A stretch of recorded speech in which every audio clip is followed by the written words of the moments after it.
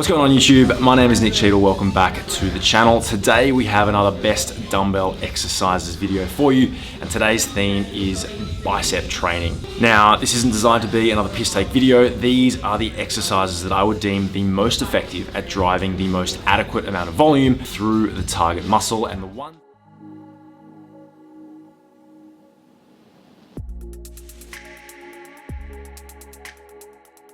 Now, typically speaking, the challenges that you would most often associate with not having access to anything but dumbbells is that maybe you can't quite drive as much load or have as much stability as you might normally use with barbells or machine-based work or even cable-based work for your biceps. Another challenge associated with not having access to anything outside of dumbbells is that some exercises don't quite drive as much tension through the muscle throughout the full range of motion as some others do. For instance, cable machines tend to keep tension on the target muscle throughout the duration of any exercise, whereas using dumbbells for a bicep curl might mean that at some points in that range of motion we don't have quite as much tension running through the muscle, or at the top or bottom of a range we might find that the bicep isn't working at all and there's no tension on the bicep whatsoever. So with that said, these exercises are the ones that you can use to drive the most amount of tension and load through your biceps in order to get a great workout when you're away from home or don't have access to the gym equipment that you might normally have. So first up, we have one of my favorite exercises, and probably one of the exercises that I have performed the most frequently throughout my lifting career. I've got an alternating dumbbell curl, and you'll see that I'm starting off this movement with a neutral grip whereby my palms are actually facing my sides before rotating my wrist, supinating my wrist on the way up to better target the short head of my bicep. You'll see my elbows are remaining very still because I want to try and place all of the weight, all of the load through the target muscle. Movement at the elbow joint when training biceps, more often than not, just the recruitment of the shoulder joint, and obviously that's not what we're after here. We're just looking to target the biceps as best as we possibly can. I'm also incorporating a slower, more controlled negative. So that is the portion of the rep on the way down or working with gravity, and that's essentially to encourage more muscle damage and greater recruitment of the muscle fibers on the way down.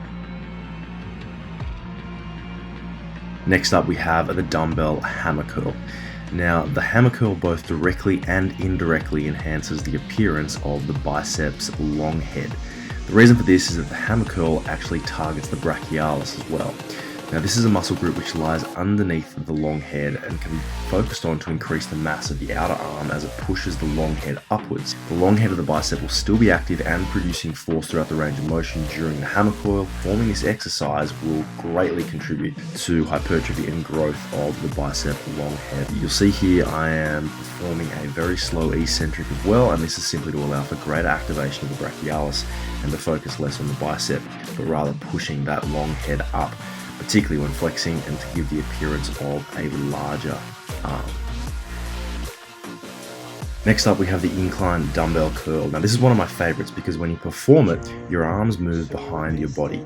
Now, this stretches the long head of the biceps, which runs over the shoulder joint. Now, when you stretch a muscle before you contract it, that muscle is typically able to contract it with more force, pretty much putting it into a stronger position. So it takes on the majority of the load during the exercise. Since the long head of the bicep makes up the mass of the bicep peak, the incline curl is an effective exercise for building it because it puts you into such a great position to be able to isolate the biceps. Two things I would highly recommend with this exercise, the first of which is to keep your head pressed against the bench. If you lift your head off the bench, what you'll find is that your elbows will no longer be behind your body and you won't get that great stretch at the bottom of the range of motion. And the second, to control that eccentric. Again, we're talking about slowing it down in order to create more muscular damage by encouraging greater force through the bicep.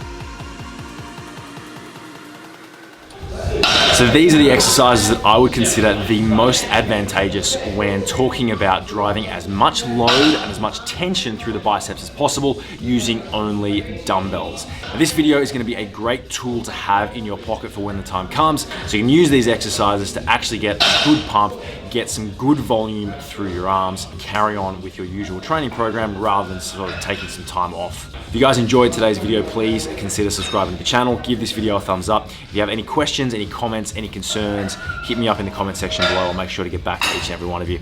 Until next time, guys, see you next week.